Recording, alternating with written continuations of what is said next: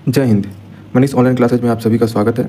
आज जो मैं लेके आया हूँ आपके लिए ज्योमेट्री, जो हमारा चल रहा था क्लास ज्योमेट्री, आज ज्योमेट्री का क्लास 3 है। इस ज्योमेट्री में आज हम देखेंगे पेयर ऑफ एंगल्स। ठीक है, पेयर्स ऑफ एंगल्स में क्या होता है? कोनों का युग्म। इसमें पहला जो कोण आता है आसन्न कोण। आसन्न कोण को इंग्लिश में हम लोग बोलते हैं एडजेसेंट एंगल। इसमें क्या होता है कि दो जो भुजाएं हैं, एक भुजा कॉमन होता है, दो अलग अलग भुजाएं, असमान भुजाएं, एक भुजा इसमें से जो कॉमन होता है, इन दोनों भुजाएं ये और ये दोनों को आसन्न कोण कहते हैं। ठीक है, ये थीटा और ये थीटा, ये दोनों क्या हो जाएंगे? आसन्न कोण हो जाएंगे, जिसमें एक भुजा उभयनिष्ठ हो, उभयनिष्ठ कोणों के, और जो उभयनिष्ठ नहीं है उन दोनों के बीच में बना कोण आसन्न कोण होता है। दूसरा है पूरक कोण। पूरक कोण उसे बोलते हैं जिस दो कोणों का योग 90 डिग्री हो।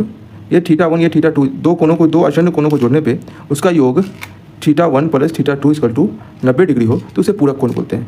तीसरा है आपका समपूरक कोण। समपूरक कोण किसे बोलते हैं?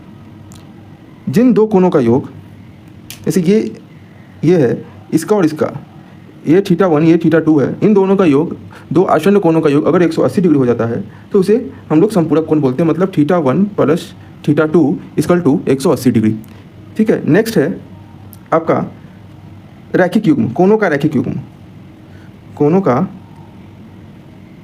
रैखिक युग्म, इसमें क्या होता है कि ये जो उभयनिष्ठ कोण होते हैं और जो उभयनिष्ठ नहीं होते हैं, जो दो रेखाएं जो असमान होती हैं, अगर ये दोनों विपरीत दिशा में हैं तो वो हमेशा जो है रैखिक युग्म बनाएगा। मतलब रैखिक युग्म मतलब 180 डिग्री बनाएगा। यानी थीटा 1 थीटा 2 यहाँ पर भी जो है, थीटा 1 थीटा 2 यहाँ पर भी आपका 180 डिग्री होगा। ये कोणों का रैखिक युग्म इसे बोलते हैं। रैखिक युग्म का मतलब ये होता है कि 180 डिग्री। पाँचवा है आपका, पाँचवा देख लीजिए, पाँचवा है समपूरक कोण। इसे शीर्षाभिमुख कोण, इसको इंग्लिश से बोलते हैं vertically opposite angle. Vertically opposite angle में क्या होता है? ये दो रेखाएं हैं, ये दोनों रेखा एक दूसरे को काटती है, तो इसके आमने सामने की जो कोण होगा, ये आमने सामने की जो कोण होगा वो बराबर होगा। इसके बराबर ये, यानी थीटा 1 है तो ये भी थीटा 1 होगा, ये थीटा 2 है तो ये थीटा 2 होगा। मतलब थीटा 1 इक्वल टू थीटा 1 और थीटा 2 इक्वल टू थीटा 2। मतलब ये जो कोण है एक दूसरे के क्या होंगे? बराबर होंगे। तो ये आपका हो गया कोण। और भी हम लोग पढ़ेंगे पेयर ऑफ एंगल्स, और भी पढ़ेंगे। फिलहाल आसन्न कोण, पूरक कोण, समपूरक कोण, कोणों का रैखिक युग्म और शीर्षाभिमुख कोण, ये सब कोण आप याद